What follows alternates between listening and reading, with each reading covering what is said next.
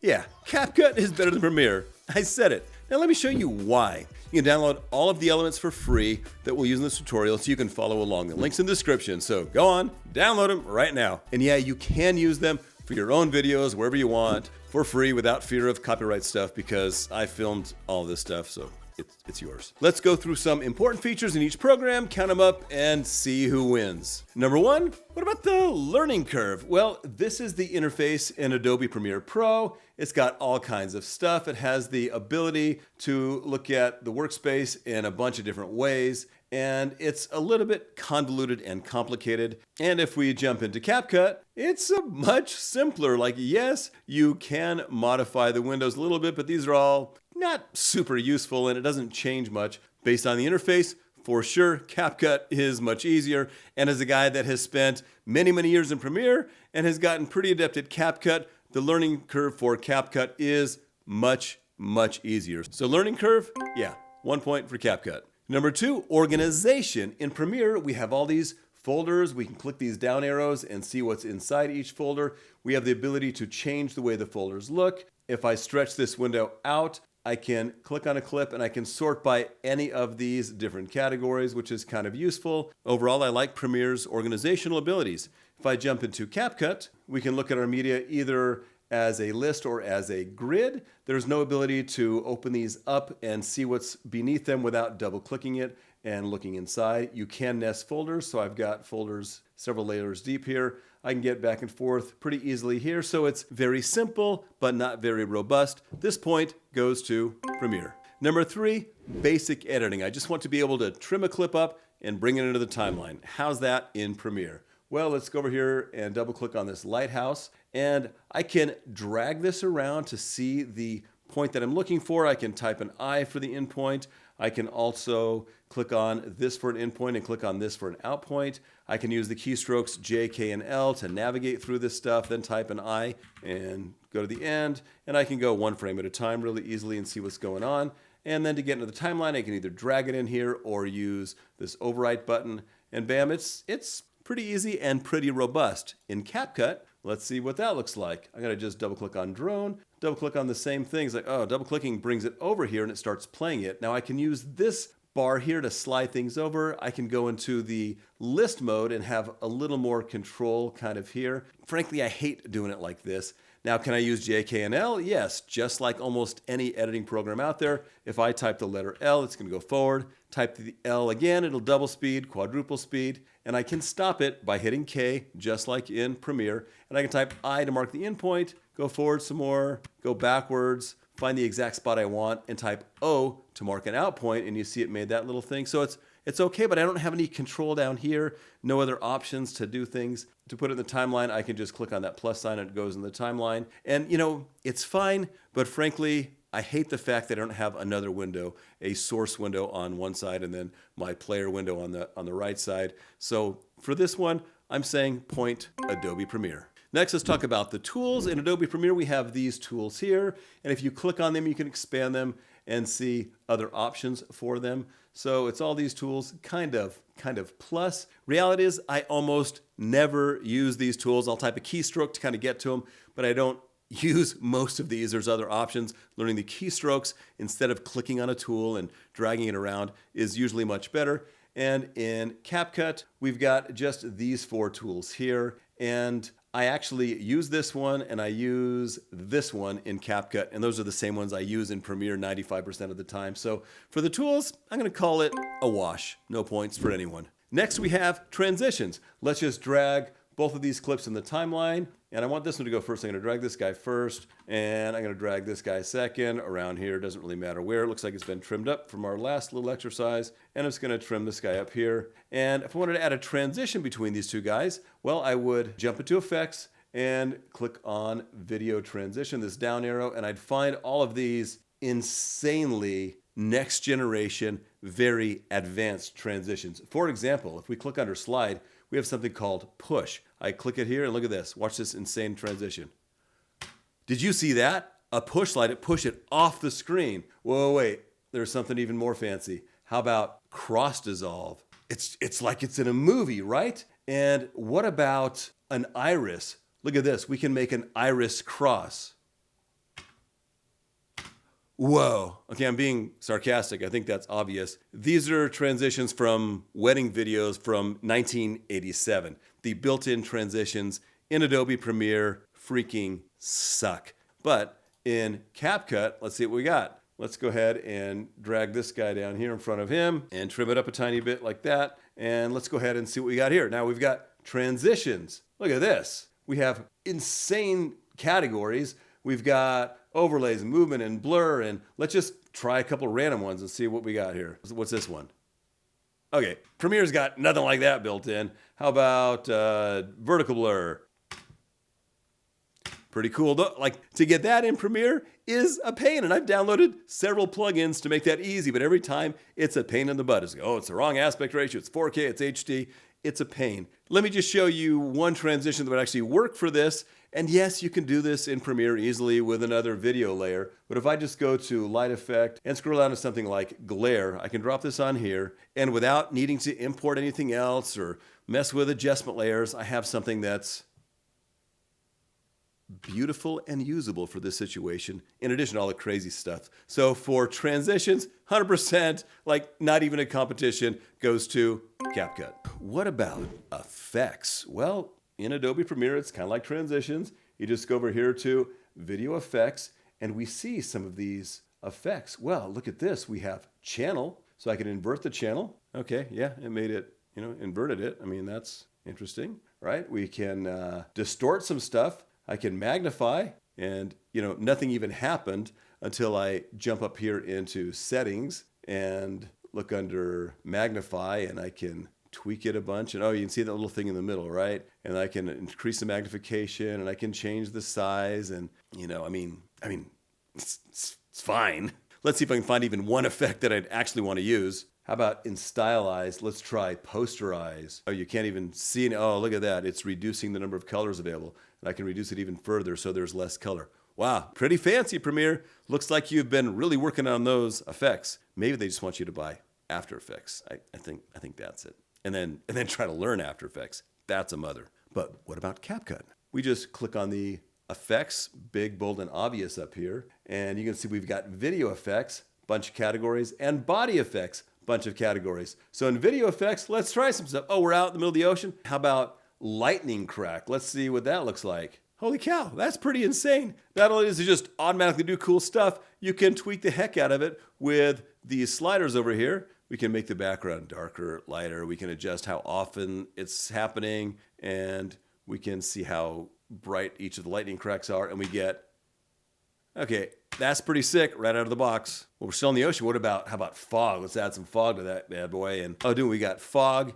and lightning. Dude, to do this in Premiere with the built-in stuff, it's just not going to happen. Not only that, we have these body effects, which are a lot of fun. So let's go ahead and jump into media and go back to all, go to my GoPro shot. I got this shot of Leela here. I'm going to zoom out so I can see her. I'm going to turn the audio off so you don't have to listen to it. Now what does a body effect do? It finds bodies, it finds people, and it applies the effect to a person. Premiere has nothing like that. I'm going to click on effects again, and I'm going to look at these body effects. And for me, I like the super powery stuff. I think I've saved some up here for you. Let's try lightning vortex for Leela. So it's going to put this lightning around her. What? You could never do that in Premiere without going outside the program and bringing some other stuff in. So it's basically impossible. And how about this? To go with that, I'm going to add this other lightning thing, which will impact just her face. I mean, come on, you can make Thor in like 2 clicks here. And we can adjust the color to make it match the background a little better, somewhere around in there. Adjust the background more, adjust the strength, just how fast it happens. Let's make it go like really fast. And look what we get. Like, dude, try to do that in Premiere. It's not going to happen. For effects, 100% Capcut. Surely Premiere, after 1,000 years and being the #1 professional program on the planet, has got text dialed in. Well, let's see. Well, here's one time I will use this toolbar, text. I'm going to take that ugly filter off of here first, and I'm just going to add some text by clicking here and typing in the coast. And it's text, it's fine. You can move it around, you can scale it, you can do all the same stuff you can do in a basic word processor. You got those word processor features built in, you can center it, whatever, add a background to it. But what if you want to get fancier in Adobe Premiere. Can you? Yeah, they've got your essential graphics built in. And if we click on Browse, we can see all of these essential graphics. Now, I've downloaded most of these because the built-in text effects it has are extremely minimal, and the plugins I've found so far aren't great. I'm sure there's better ones out there, but to use that, all you do is you just click and you drag it over here, and what you're gonna find is it's gonna load it, it's gonna take 10 years, and sometimes it's just gonna crash your system. So yeah, like I didn't try this one out in advance, so I'm seeing that this one might actually crash my system, so I'm just gonna give up. Maybe it's downloading it, who knows what it's doing. I'm just gonna cancel it. Okay, let's try one that looks pretty safe and simple. Bold Presents. Drag that guy on there. Oh, it loaded it. Oh, look at this. Wow, that's fancy Premiere. You went all out on this one. So let's jump into Capcut, see what they've got. In Capcut, we jump up here. They make it super easy. You click on text, and we have this. We'll just go with this default guy. We'll just drag the default one to keep it simple. And this, of course, we have all of the basic, word processing features down here.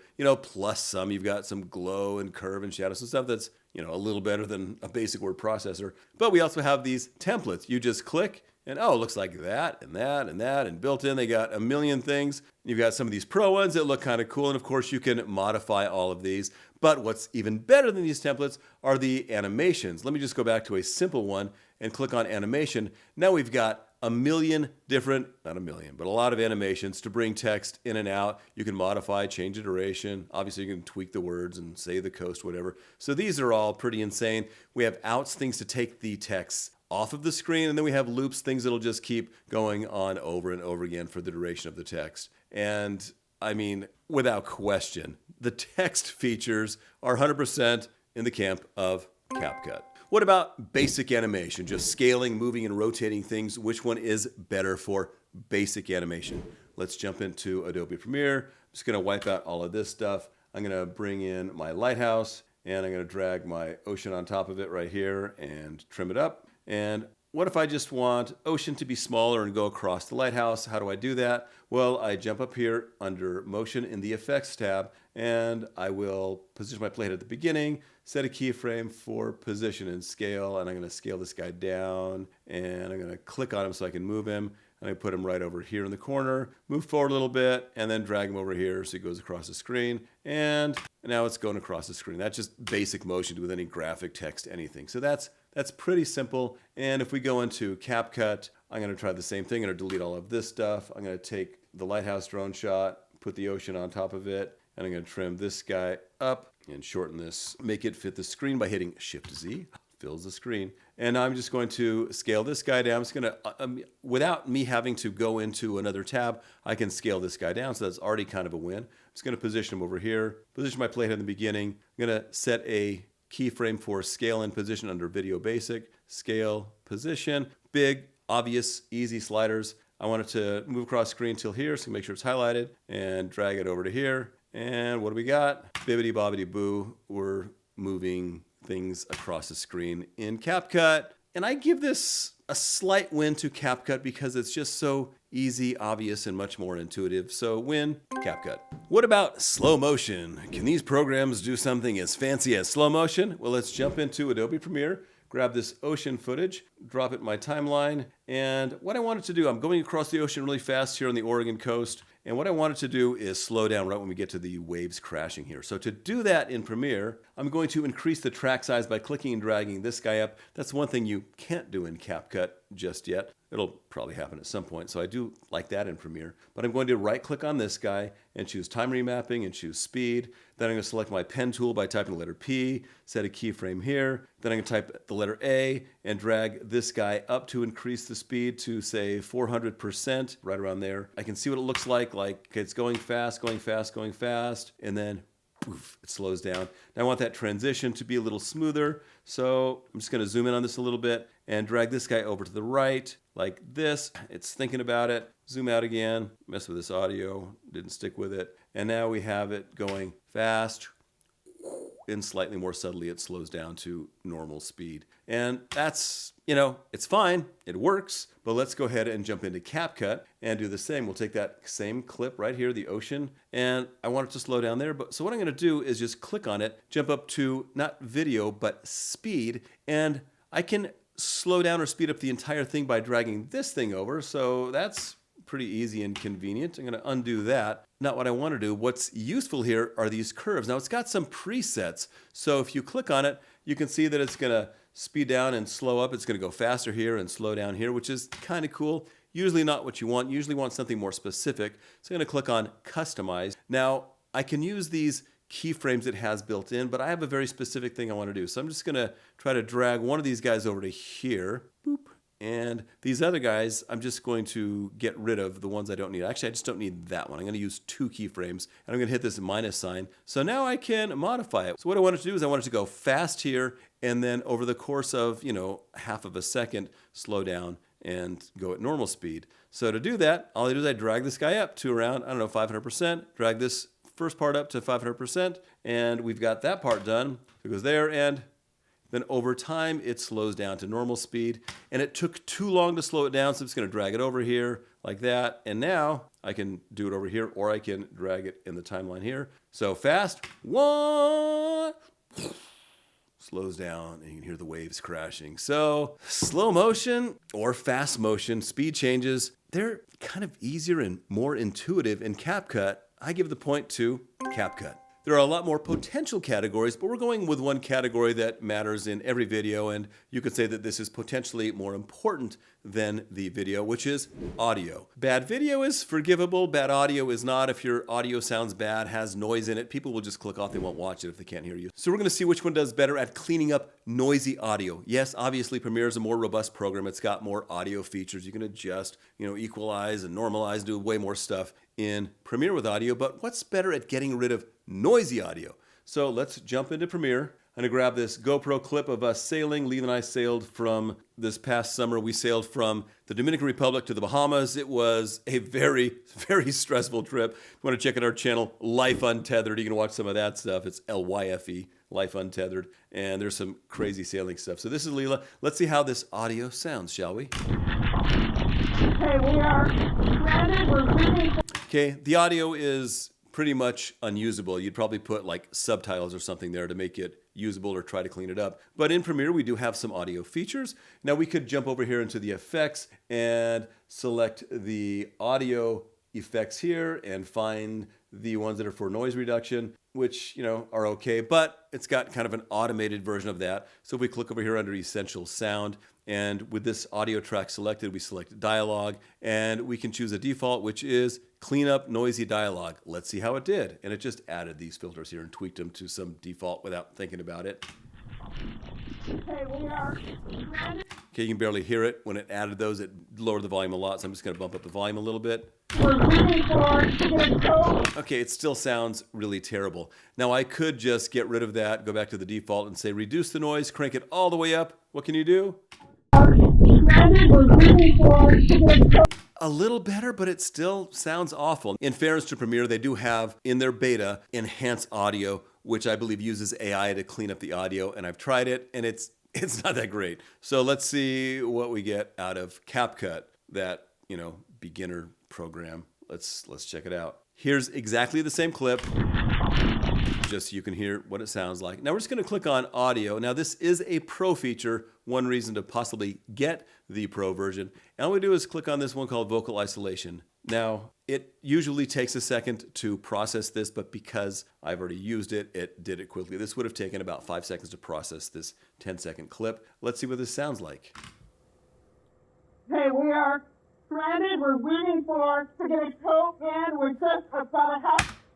That audio was unusable.